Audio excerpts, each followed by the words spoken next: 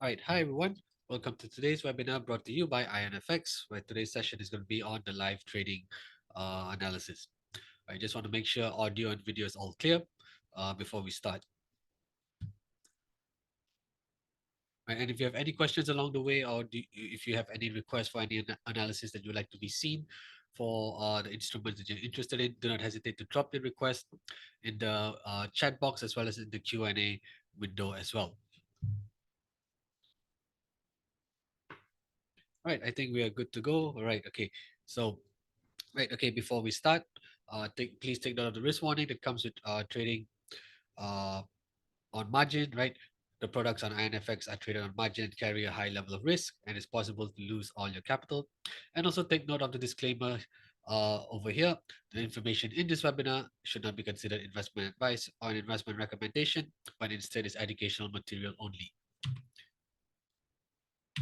Hi, my name is Ketan Ramachandra. So this webinar series is brought to you in a special partnership between IronFX and Everest Fortune Group, where we have been the finalists for Best FX and Equity Research for the following years, 2019, 2020, and 2021. All right, before we dive into the charts and trading view, let's take a quick look at what are some of the key economic news releases that are up this week, of rather that are up on Thursday and Friday. Right, earlier today at 6:30 a.m. GMT time, we had Switzerland release its CPI data, which showed inflation continuing to dissipate very strongly in this country. Right, so with inflation fading in Switzerland, that means the Swiss National Bank can afford to be more dovish. We saw them cut their interest rate about 2 weeks ago. It has caused the Swiss franc to weaken quite significantly over the last couple of weeks, right? And because with inflation coming in lower than expectations today as well, the Swiss franc weakened once more, and we saw currency pairs like the dollar franc jump very sharply earlier today as well, right? Okay, we'll cover a bit more of that as we move down the slides. We also have unemployment claims out of the US today. That's at about 12:30 p.m. GMT time.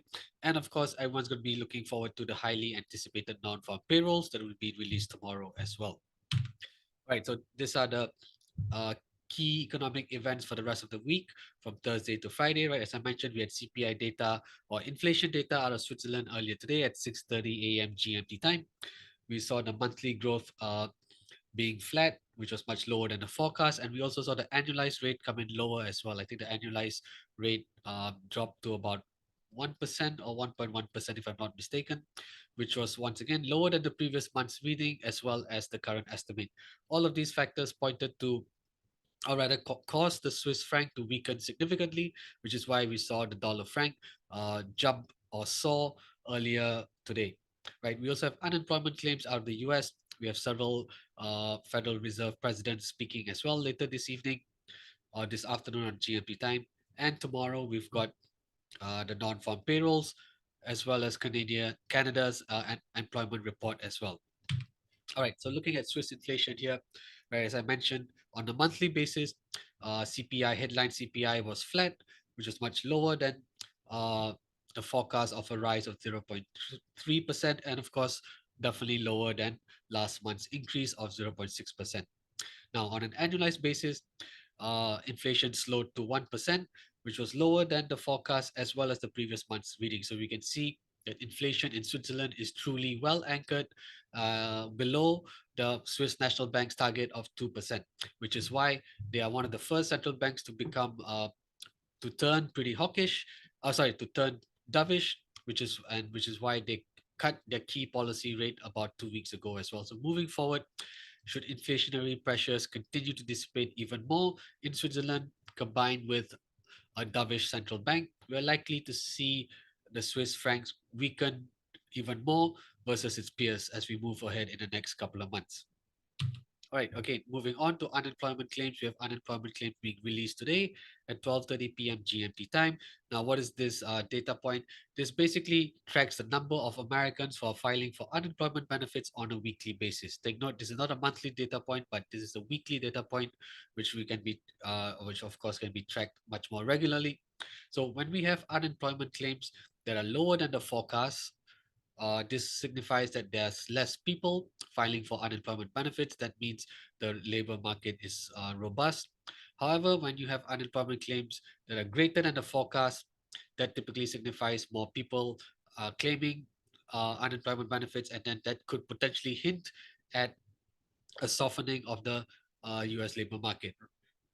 Right. So as we see here, like just in general, in early 2023, we saw unemployment claims pick up in quite a meaningful way.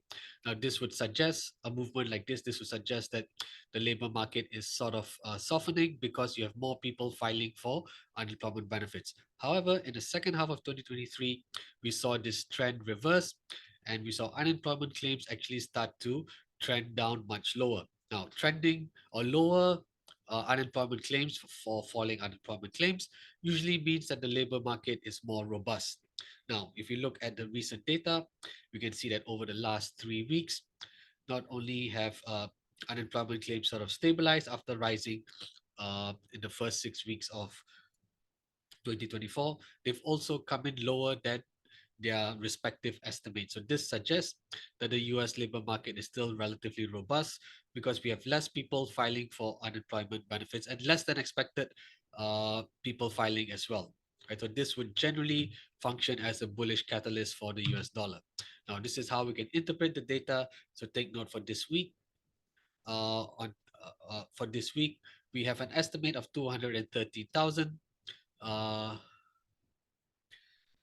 claims being as a we have a forecast of 230,000 claims. So should the actual result come in more than 230,000, this is likely to be bearish for the US dollar, and that would mean currency pairs like the euro, pound, Aussie, and Kiwi, as well as gold prices, are likely to rise. Similarly, if claims come in much lower than the estimate of 213,000, this is likely to function as a bullish catalyst for the US dollar, and thus that would mean currency pairs like the euro, pound, Aussie, and Kiwi, along with gold, are likely to fall as well. All right. Hi, Kevin. Right, if you could, sorry, I don't understand your question. Uh, could you please write in English, please? I would appreciate it if you could write your request or your question in English, please. All right, thank you. Right, and finally, moving on to non-farm payrolls. Right, so this is the most highly anticipated news event of the week. The non-farm payroll is part of the US employment report, right, which is released by the Bureau of Labor Statistics. It has three main components, right? The BLS employment report has three main components. You have, of course, the non-farm payrolls, which everyone is going to be keeping a close eye on. You also have the unemployment rate as well as the average hourly earnings, right? So this is related to wage growth. So if we see a trifecta of data that comes in higher than the respective forecast, this is likely to signal a very robust and strong US labor market. And that means we could potentially see the dollar bulls return in a strong way, right? However, take note the forecast of 212,000 is also the lowest estimate in about 4 months. So should we see NFPs coming lower than this forecast, then we are likely to see the opposite happen. That means we're likely to see the dollar sell off over this period. Right? Yes, Kevin, you can answer your questions here. That's right. So should you have any questions related to related to NFPs or unemployment claims, or if you'd like to see any analysis on any of the instruments that you're interested in, please do drop your questions in this Q&A box right over here. Right? Great. Thank you. Right. Okay. So with that, let's jump into the charts on TradingView and see where the key levels lie today. So of course, we're going to start with the dollar index, and I'm on a daily time frame here. All right. So I'm on a daily time frame for the dollar index. As you can see, over the last 3 days, right, the dollar index has pulled back quite sharply, right? So after rising strongly since the middle of March, it looks like it has finally run into resistance on Monday, 1st of April, April Fools. And from Tuesday onwards, you can see 2nd of April, it has started to pull back very sharply. It hit a high of let's see, what is this, 105.10 on Tuesday before proceeding to drop nearly now 100 pips over the last 2.5 days, right? So we can see the dollar bulls had really driven up the dollar index since the middle of March, going from about 102.90 to as high as 105.10. right? So that's almost like 220 pips over that period. However, it looks like it's given up almost 100 pips so far. Started on October 23. We break the daily downtrend. We started on, right.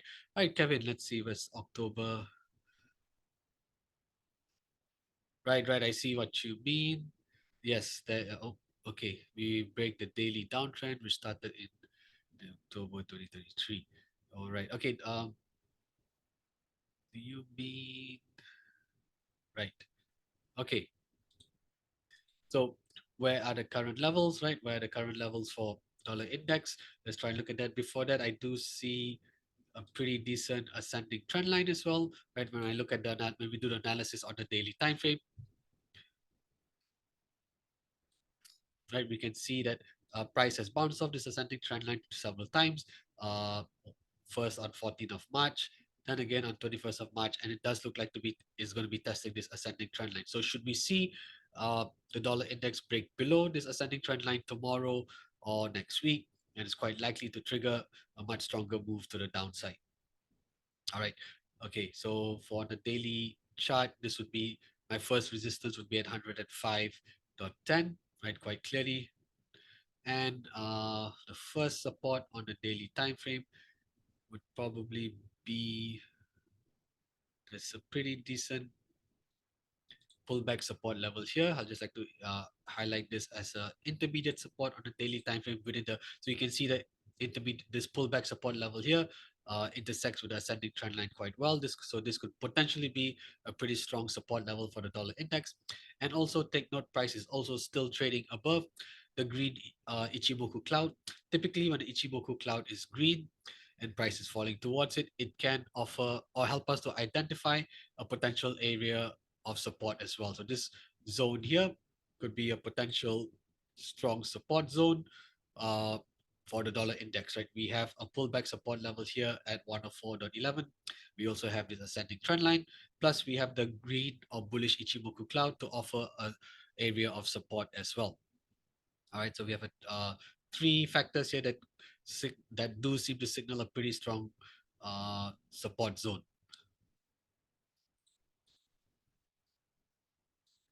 All right, okay. With that, now let's move on over to the 4 hour time frame and try and fine tune the analysis, right? So as you can see here, right, first resistance is fine, right? We see it at 105.10. Remember the first support I had mentioned it was this pullback support level here.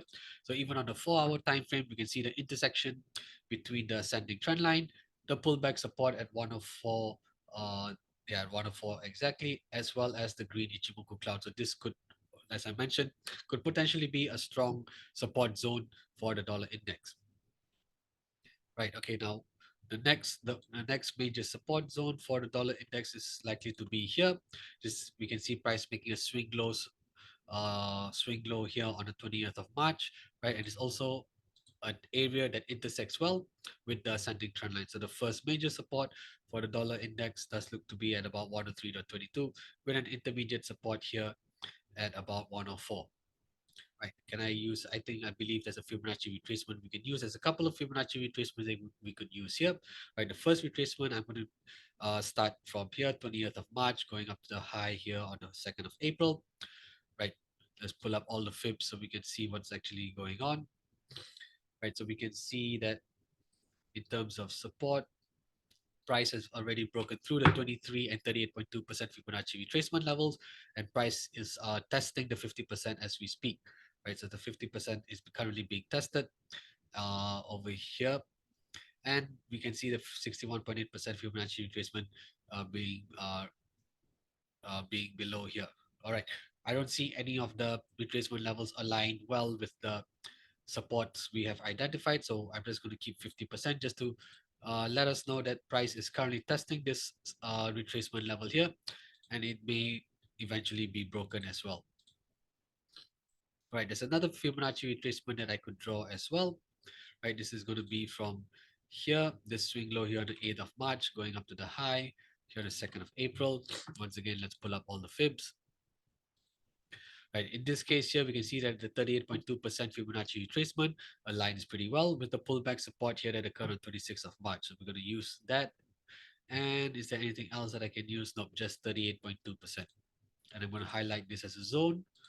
And we can see that this is going to quite likely going to be a strong support area. So we have, once again, the green Ichimoku cloud, which could offer uh, a zone or an area of support. We have the ascending trend line. And we also have this pullback support level here at 104 plus the 38.2% Fibonacci retracement. So it does seem like level, this area here could be a potential strong support zone for the dollar index. Now, if we see unemployment claims coming lower than their forecast later today, right at 12:30 p.m. GMT time, this could then potentially help prop up the dollar index. Remember, if claims come in lower than the estimate, this is likely to function as a bullish catalyst for the dollar. So that means we could potentially see this current slide in the dollar index stall around this support area and perhaps bounce to retrace a little bit higher. Now, of course, if the data is bad, meaning we see claims coming in much higher than the estimate, then this is going to add more fuel for the dollar bears, and we're likely to see this area being broken. And we could potentially see the dollar index break below this pretty strong support area later today. All right, so these are the key levels for the dollar index on the 4-hour time frame for today. Right, okay, with that, let's move on over to the euro. So, of course, if the dollar index has been falling sharply since Tuesday, of course, we're going to see the euro bouncing much higher as well, right? So we can see here price was trading underneath the bearish Ichimoku cloud, which signifies a bearish momentum or strong bearish momentum. However, now price is attempting to break above this bearish Ichimoku cloud, and should that happen, right, that means it's quite likely we're going to see it's a confirmation of the change in reversal, right? We can see that the trend has reversed. We're seeing a very strong bullish momentum in the Euro USD. And should we see it break above the bearish Ichimoku cloud and continue to rise higher, then we really have a strong bullish momentum on hand. All right. So with regards to resistance, when I look at the 4-hour time frame on the euro, right, this pullback or the swing high resistance here that occurred on 21st of March, this does look like to be a pretty strong area at 1.0933. So I'm going to highlight that as my, or identify that as my first resistance, right? And let me see this level here at 108.55. 1.0855 previously used to be a pullback resistance where price has just broken above it. So what was previously a pullback resistance could now potentially function as support. However, this is not going to be the strongest support level. So I'm going to identify it as an intermediate support rather than an uh, uh, absolute first support, right? So take note this level here, price is currently pulling back, right? We're seeing some dollar strength come back in. So if we see dollar strength come back in, that means, of course, Euro USD is pulling back, right? Okay, we can also run a Fibonacci retracement. I'm going to run the retracement from here, the swing high here that occurred on 21st of March, going down to the swing low here on the 2nd of April. Right, let's pull up all the fibs. Maybe we've got a 61 and 78 that we could use. Right, we can see price has actually run into resistance at exactly the 61.8% Fibonacci retracement. And when I look at the 78.6, there's nothing, there's no level that aligns well with it over here. So I'm just going to get rid of that and just keep 61.8%. So we can, I do see, right, that this area here, 1.0864, I'm going to highlight it as intermediate resistance that's bounded by the 61.8% Fibonacci retracement, right? This is where price has looks like to have stalled, right? This strong bullish momentum here that we saw since Tuesday does seem to have stalled within the zone of where the 61.8% Fibonacci retracement level lies, right? And also take note because this was previously a pullback resistance at 1.0852. This pullback resistance level now could potentially function as a pretty decent intermediate support level, right? Remember, this level here was resistance as price broke above it. Previous resistance levels that can then potentially function as support levels as well. So this is why I've highlighted it as a intermediate support. Now, when looking for the first major support for the euro, right, because you can see this is a very strong candle here that occurred yesterday, a very strong bullish move up for euro USD. I don't see any other major levels that I could identify. perhaps this pullback level that occurred here. Right, you can see this was previously a pullback resistance here on 29th of March at 1.0798. Right, so this could potentially be the next support level for the euro. Now, once again, we have unemployment claims coming up in the US later today, followed by a couple of Fed officials speaking as well. So, should we see data that's going to be bullish for the US dollar, right? That means we're going to likely to see Euro USD fall lower, right? So, you could potentially reverse around this resistance zones of where the 61.8% Fibonacci retracement level lies and could potentially drop lower as well. However, of course, if the data suggests that uh, there are more claims coming in than expected, then of course we are likely to see the dollar sell off, and that means Euro USD could then potentially resume its strong uptrend, and we may see a potential bullish breakout for Euro USD to climb higher. Right. Okay. So these are the key um, resistance and support levels for the euro, and of course the major support is naturally going to be at this major swing low that occurred on the 1st of April at 1.0730. So that's where the major support for the euro USD lies here. Right, all the other levels in between support levels are just intermediate support levels, but the first major support for the euro on the 4-hour time frame is at 1.0730. All right, let's look at the pound. Let's look at British pound, and we also look at dollar franc. Dollar franc is going to be really interesting as well, right? After the Swiss National Bank cut its interest rates 2 weeks ago, plus we saw softer than expected inflation data out of Switzerland as well. This is going to be a very interesting currency pair to analyze later after the pound, right? So as you can see, the market structure for the British pound US dollar is very similar to the euro USD, right? So naturally, if we have identified these levels for the euro, then quite likely we're going to see similar levels for the British pound as well, right? Okay, so we can see price running the resistance around here. Maybe this is around a 50% Fibonacci retracement. So let's start the retracement from this swing high here that occurred on 21st of March, going down to the low here on the 1st of April. This, I believe, could be the, let's see. Yeah, it's around a 50% Fibonacci retracement. Right, let's just keep 78.6 as well.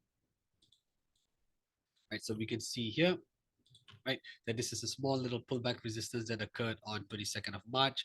Then as price retraced higher as well, 26th of March, price came close to this level once more before retreating again. So this is a pullback resistance level that aligns well with the 50% Fibonacci retracement. And we can also see that, take note that the bearish Ichimoku cloud can also offer areas of resistance. So we're seeing a combination of this pullback resistance level at 1.2674, the 50% Fibonacci retracement, as well as the bearish Ichimoku cloud, all summing up to identify a pretty significant area of resistance for the British pound US dollar. Right, what about the next resistance? Next resistance is probably going to be coming in at around the 61.8% Fibonacci retracement, right, just on top of the bearish Ichimoku cloud. And of course, the first major resistance for British pound US dollar or pound dollar is going to be at the swing high resistance that occurred on the 21st of March. Right, okay, with regards to um, a support level, right, we can see previously here, this level at 1.2649. This used to be a pullback resistance level, right? Price failed to break above this level from 26th of March till the 1st of April. And when it finally did, previous resistance level could then potentially function as support. So 1.2649 is likely to be our intermediate support level for the pound dollar. And then the next intermediate support level is likely to be around here, right? We see another decent pullback support level here that occurred on 27th of March till the 28th.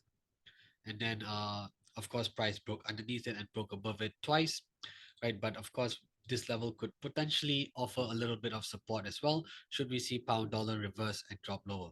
Where the major support for pound dollar comes in is of course at this swing low here that occurred on the 1st and 2nd of April, right? So the first major support for pound dollar is at 1.2545.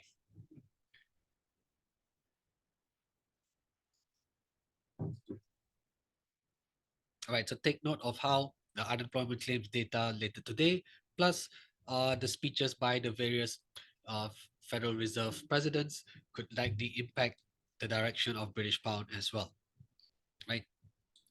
Okay, we don't need 78.6 for now, so let's just get rid of that.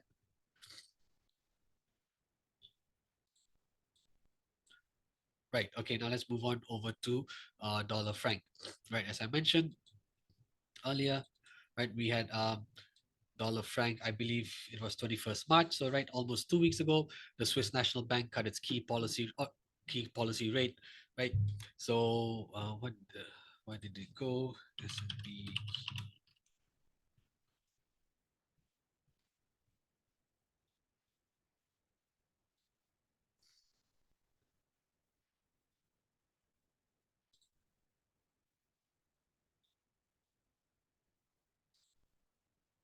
Right, here we go. So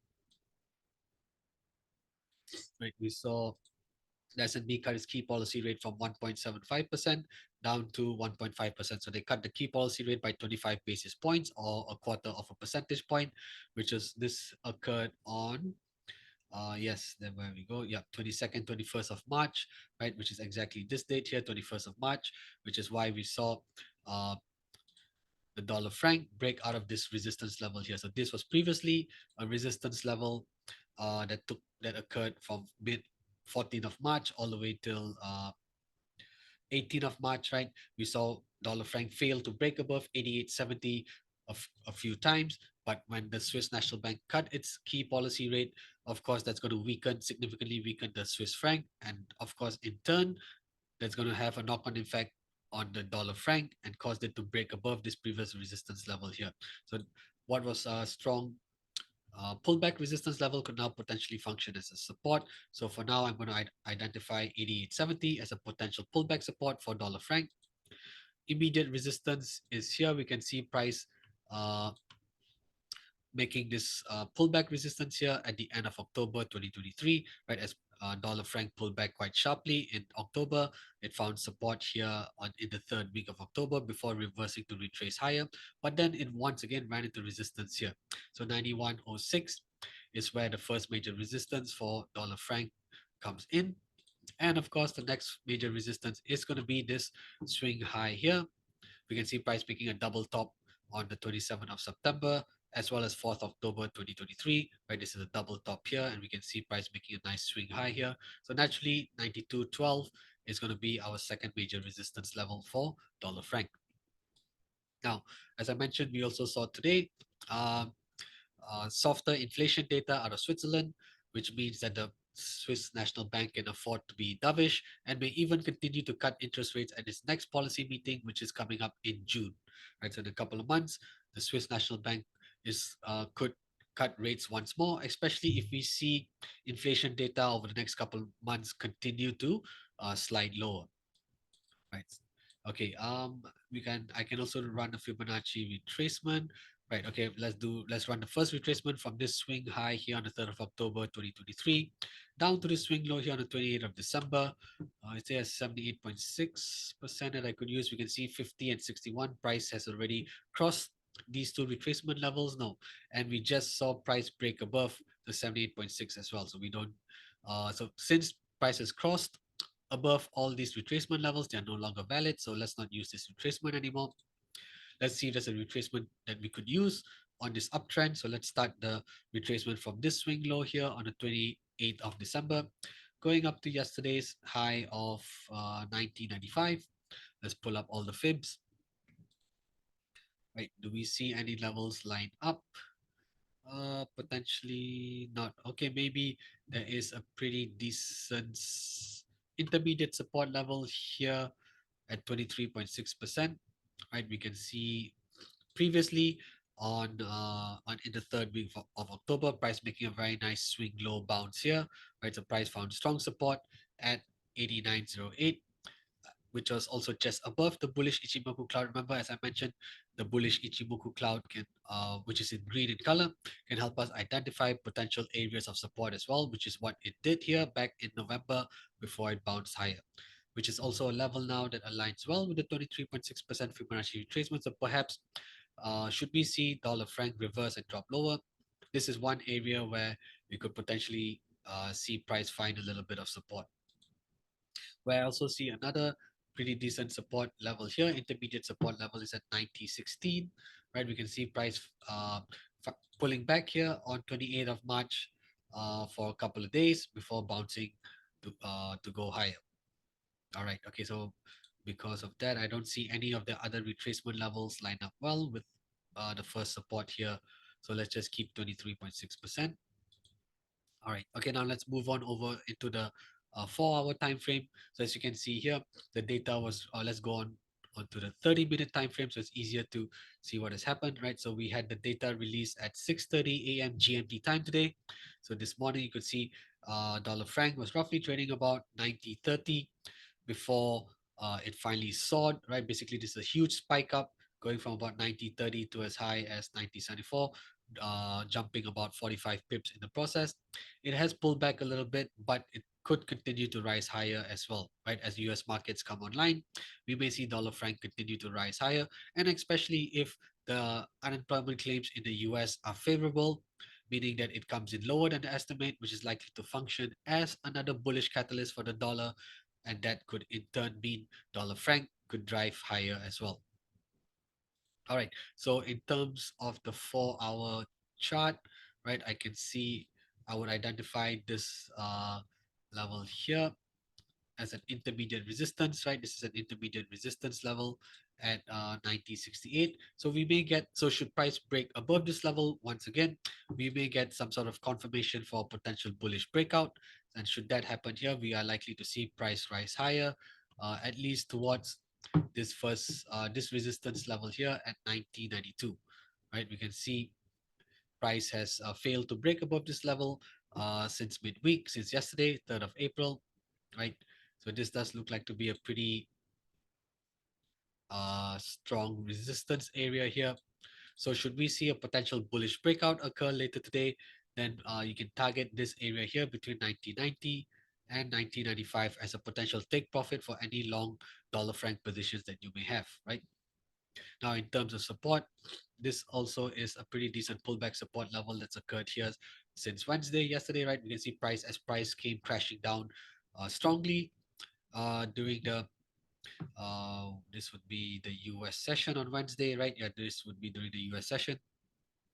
Price came down strongly, and then it found quite decent support at about 90.30. So I'm inclined to use this or identify this level here as an intermediate support as well. And then we can see here, this is a pretty strong support level here. So for the 4 hour time frame, remember we started our analysis on the daily time frame, right? But okay, no, sorry. Then I went on into the 30-minute time frame. Yeah, this 30-minute time frame here. Let's see where the key levels on the 4 hour time frame.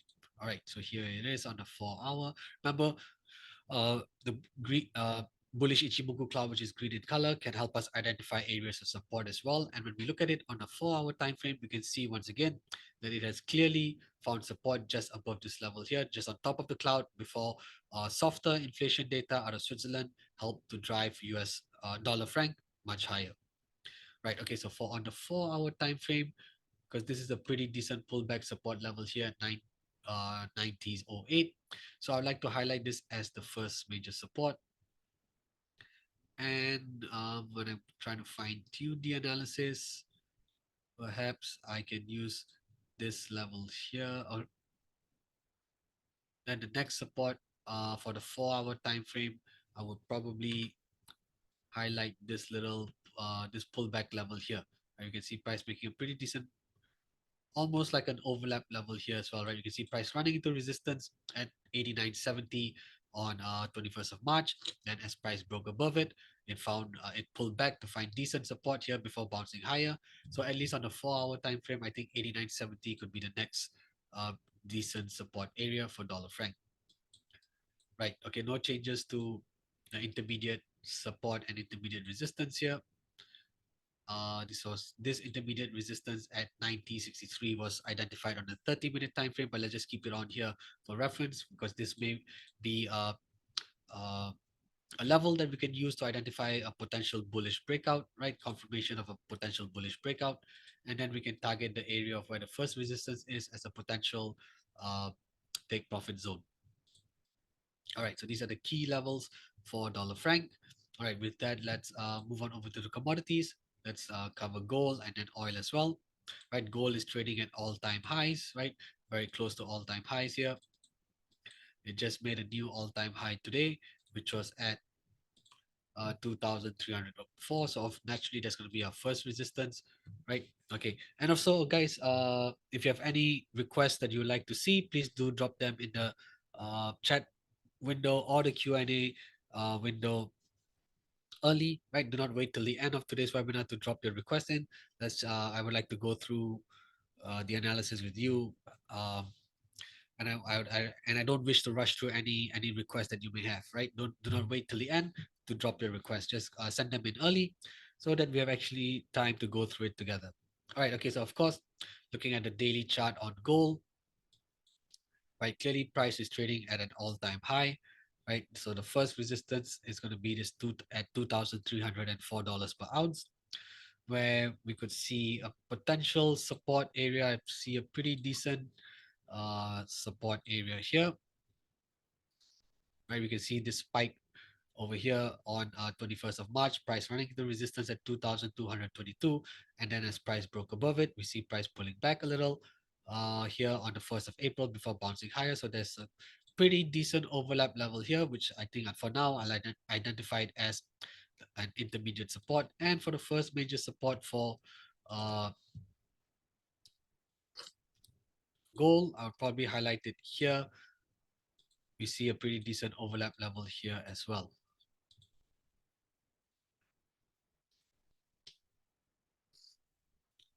That's right, Kevin. I think because the dollar has been pretty weak this week, and also there's so much demand for gold as well.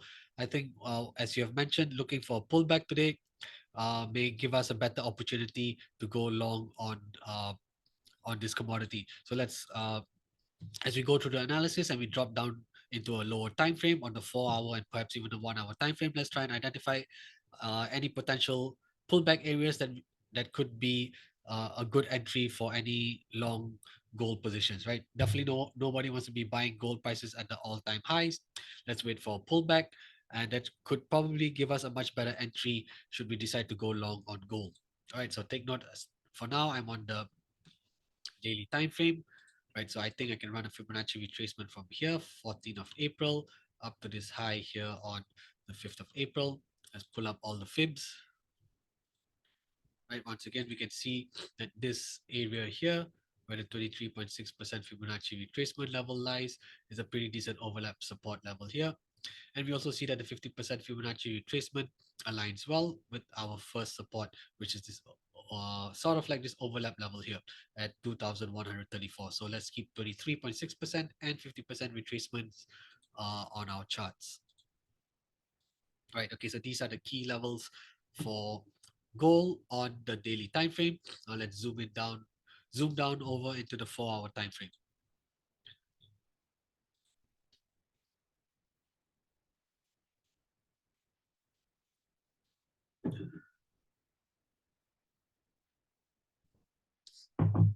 Right. So once we look down on the 4 hour time frame, right, this area here, right? So we can see we have an intersection of several factors. We have the 23.6% Fibonacci retracement. We have the bullish Ichimoku cloud here, and we have this pretty decent overlap support level at 2,222. So all these three factors point uh, to the identification of a potential pullback area. So gold prices drop towards uh, uh, should gold prices drop and reach 2,222, this may be an area that we can identify as a potential entry for the long gold prices, right? All right. Okay. Hi, Toff. All right. In my opinion, what would cause a reversal in gold? All right. Okay. It would There's two things. One would probably be it would be a combination of much stronger demand for the US dollar. Right? Remember, as I mentioned, the dollar has been selling off quite strongly this week, right? After a sharp rise since middle of March, the last 3 days or last 2.5 days, the dollar has been selling off very sharply, which has also in turn pushed gold prices higher. So I would say a combination of profit taking in gold plus demand for the US dollar coming back in is likely to trigger a strong reversal as well, right? But for now, the trend does look to the upside for gold prices, right? When I look on the daily time frame, uh, I think we can draw a pretty decent ascending trend line as well here, right? We can draw a pretty decent ascending trend line. We can see prices bounce off this trend line about 3 to 4 times so far. And then when we zoom in onto the 4 hour time frame, right, it's a little bit more clearer. So for now, the bullish uptrend is still intact for gold prices, right? So I think a combination of strong profit taking in gold plus demand for the US dollar picking up in a big way is going to likely cause the trigger for gold to reverse. All right, sure, Kevin. We'll check the indices after this, after gold as well. Yep, let's cover indices after that.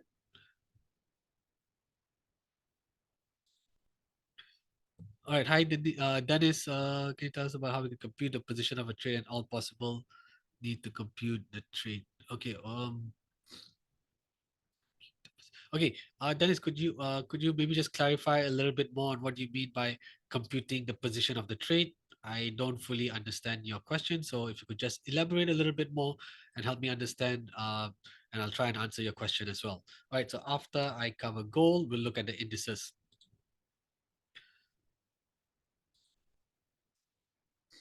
Okay, so as I mentioned, right, yeah. So this combination here, the intersection of the ascending trend line, the 23.6% Fibonacci retracement, the bullish Ichimoku cloud, and this overlap support at 2222 is suggesting to us that this could be a pretty strong support zone for gold prices should they reach this level here.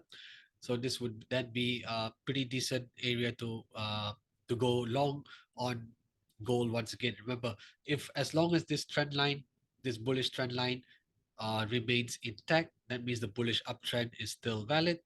But if we see price break below this ascending trend line, as well as breaking below this bullish Ichimoku cloud, then that may signal a real change in the momentum, and we're likely to see gold prices slide lower, right? So take note, 2,222 is a pretty important area to take note of, right? As I mentioned, we've got the on the 4 hour time frame, we've got the ascending trend line, we've got the bullish Ichimoku cloud, we've got the 23.6% Fibonacci retracement, as well as the overlap support at 2,222. Right. For now, bullish uptrend is still intact, and we could identify a couple of areas here as an entry to go long again. One major area is at 2,222. I also see another area or level, I should say, at 2,265. Right, this is another decent overlap level, right? We can see price running the resistance here on 1st of April, and after it broke above this level on the 2nd of April, it found decent support here yesterday, 3rd of April, before bouncing higher again. So this overlap level at 2,265 is also another decent level to identify as a potential long entry for gold prices as well. But take note, uptrend is still intact. The bullish momentum is still very strong, and what on a technical basis, technical analysis basis, I would like to see price break below 2,222 to get a sort of confirmation that the bullish uptrend and momentum has actually uh, ended, and we're likely to see the bearish momentum pick up in a strong way.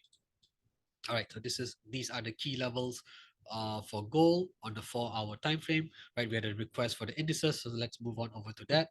So we'll start with the US 500.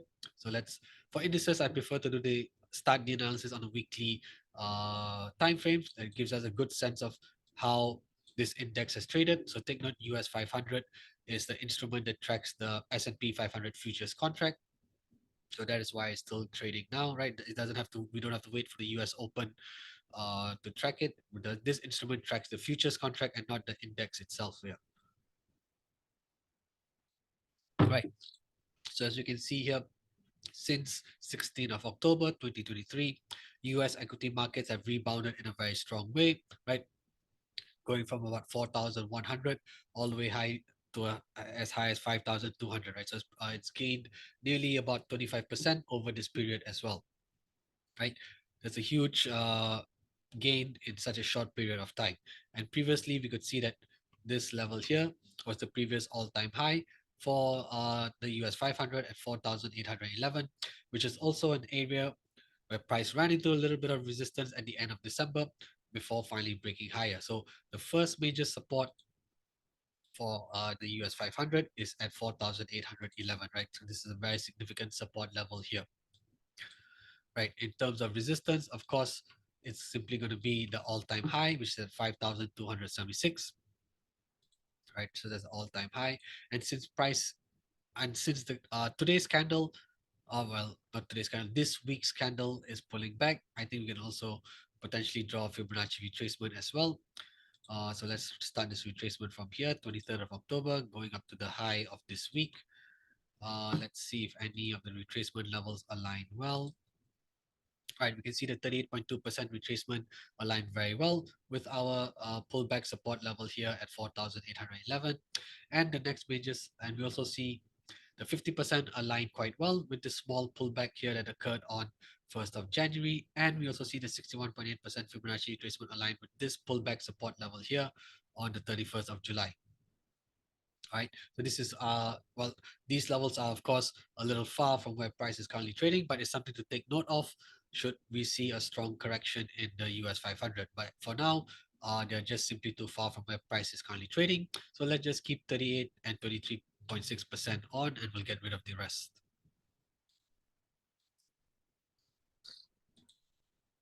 Right, okay, so this is on the weekly time frame. Now let's drop down over to the daily time frame and try and fine tune the analysis.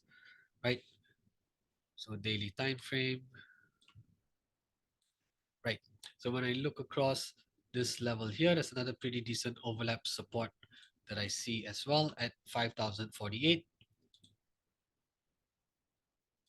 Right, we can see price running into a little bit of resistance here in the middle of February, and as it broke above it, it found strong support towards the end of December, end of February and early March before bouncing higher. So this does look like a strong overlap level, pretty decent overlap support level. And there's also another overlap support level that I see here. Price running the resistance at 5,188, right? In middle of March, it broke higher, found support here on Tuesday and today before starting to edge higher again. So this is another decent support level for the US 500, right? And as mentioned, right, price is still trading above the bullish Ichimoku cloud. I also see a strong bullish channel, right? Let's see where can I start this channel from.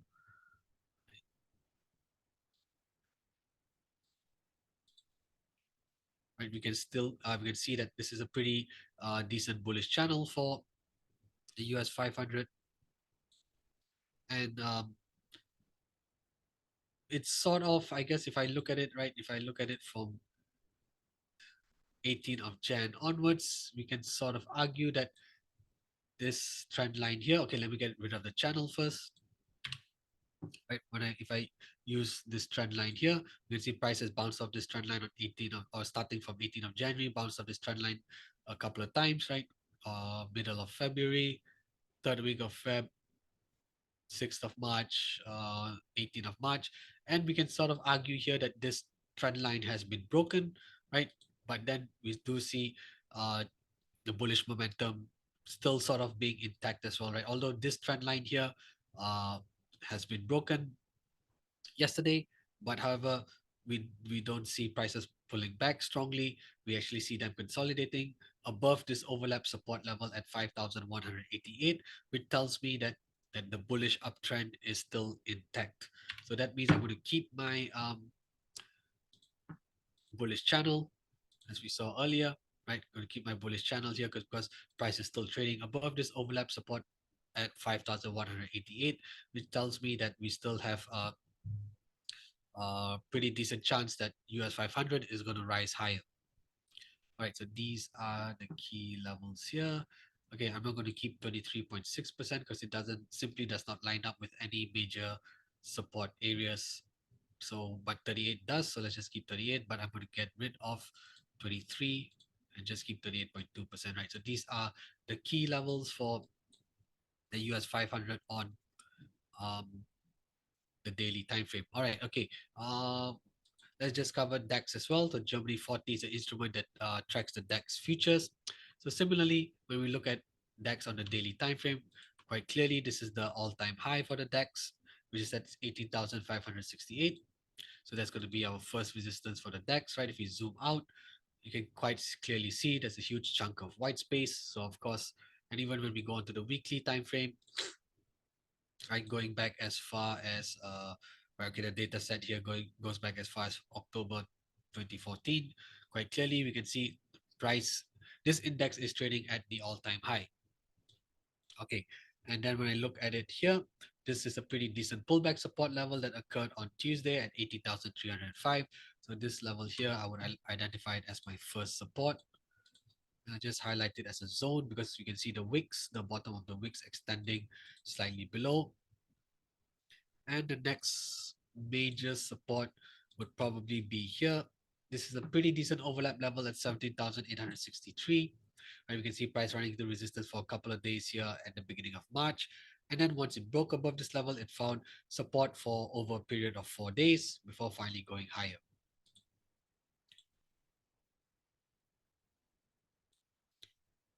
Right. Okay. On the daily time frame, I think that I can draw pretty decent channel as well. Right, there's a pretty decent bullish channel that I can draw here as well. Right, you can see price has tested the lower trend line of this bullish channel on Tuesday and yesterday. And for now, it does seem to be holding up above this lower trend line of the bullish channel for now. All right, I can also draw a Fibonacci retracement. I can start one retracement from here, 17th of Jan, going up to the high here on the second. Let's pull up all the fibs. Right. Okay. In this move, well, for this retracement here, I don't see any of the retracement levels align well with any of the supports that I've identified. Let's see if I change my starting point to this swing low here on October. No, I don't see any of the retracements line up well. Take note, whenever we use Fibonacci retracement, do not force any level onto the Fibonacci retracement. Remember, just because there's a retracement at 23.6%, 38.2%, that does not necessarily mean it's going to be a strong area of support or resistance, right? It just helps us identify a particular area. But if we do not see the price action line up well with that particular retracement, do not force uh, any support or resistance levels onto those retracements. Okay, so because of that, I'm not going to use any other uh, Fibonacci retracement here. Right. Okay. So these are the key levels on the daily time frame. Let's zoom on in over to the 4 hour time frame and try and fine tune the analysis. Right. So we can see here, of course, okay, now on the 4 hour time frame, I may need to fine tune the analysis. So we can see quite clearly first resistance. Yeah, we can see the top of the wick here on Tuesday going above it, but generally you can see price has failed to convincingly move above 80,530. And for the support, this is actually a pretty decent overlap level here as well. Right, we can see price running to a little bit of resistance here 22nd of March, broke above it, found support here for a little bit before climbing higher. Then, of course, finding support once again yesterday at 18,249, which is also a region that's above the bullish Ichimoku cloud, right? Remember, the bullish Ichimoku cloud can help us identify potential areas of support, which is where price does seem to have rebounded off to climb higher. And if we look at the bullish channel, we can see that the index has indeed broken below the lower trend line of the bullish channel. However, it has not broken through the Ichimoku cloud, which tells me that this uptrend is still likely intact. We still have a strong bullish momentum for the DAX. We have not seen a change in trend, so we're likely to see the cloud still continuing to offer support for the Germany 40, or in this case, the DAX. All right, thanks, Kevin. Very kind words. Thank you so much. Uh, right. Okay. So, yes. So now for the second support, on the 4 hour time frame, I can try and fine tune the analysis a little bit here, right? We can see since 12th of March till the 20th of March, 18,045 was a level where the DAX failed to break above. So this was previously functioning as a pullback resistance level here. But of course, as price broke above it on 20th of March, this level then proceeded to function as a support level, so creating an overlap level here, and the DAX continued to rise higher. Okay, so these are the levels. Okay, maybe on the 4 hour time frame, is there any retracement that I could use? I don't think so. Probably not. Was there? No. All right. I would say the 38.2% lines up well with an overlap level that's a little bit further away from where price is currently trading. So should we see a strong change in trend for the DAX and we see it break below this bullish channel as well as the cloud, then the next major support would be at 18,044, right? As I mentioned, this is an overlap level here. And the next overlap level or the next overlap support level is at 17,896, which is another overlap level. And we can also see that it aligns well with the 38.2% Fibonacci retracement. All right, okay. So, right, okay, so these are the key levels for the DAX as well on the 4 hour time frame. All right, so before we end today's session, I'm just going to launch a poll, and I truly appreciate if you guys can give your feedback as well with regards to today's webinar. All right. Thanks, Hoff. Thank you very much for your feedback. Yeah, truly appreciate it. Yes, we're always looking forward to try and give you the best take on the markets based on current data. Right, it could be fundamental data as well as technical analysis as well. Right, just leave the poll running for a little bit longer. Uh, And before we end, of course, do take note, we've got non-farm payrolls tomorrow. That's going to be a very high, it's going to be a highly anticipated event, as well as creating a lot of volatility into markets as well, particularly for currency markets, as well as for gold prices too. All right, thanks everyone for giving your feedback on the poll.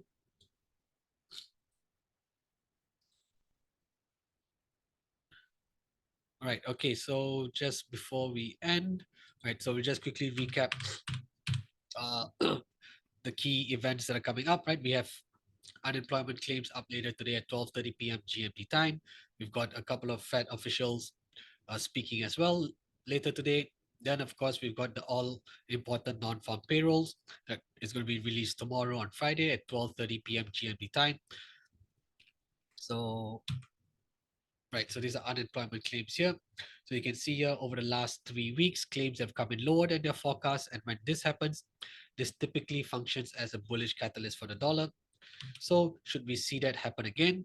Take note, this week's estimate is at 213,000. So if we get the result that comes in less than 213,000, this is likely to function as a bullish catalyst for the US dollar. Conversely, if claims come in higher than 230,000, then this is typically going to function as a bearish catalyst for the dollar. Similarly, for the NFPs as well, take note the Bureau of Labor Statistics is going to release its employment report tomorrow. The three main components that everyone will be keeping an eye on would be, of course, the non-farm payrolls, unemployment rate, and average hourly earnings, which is related to wage growth. So if you see all three data points come in higher than the respective forecast, right, we have a trifecta of strong data set or data points. This is likely, once again, to generate a strong return of the dollar bulls.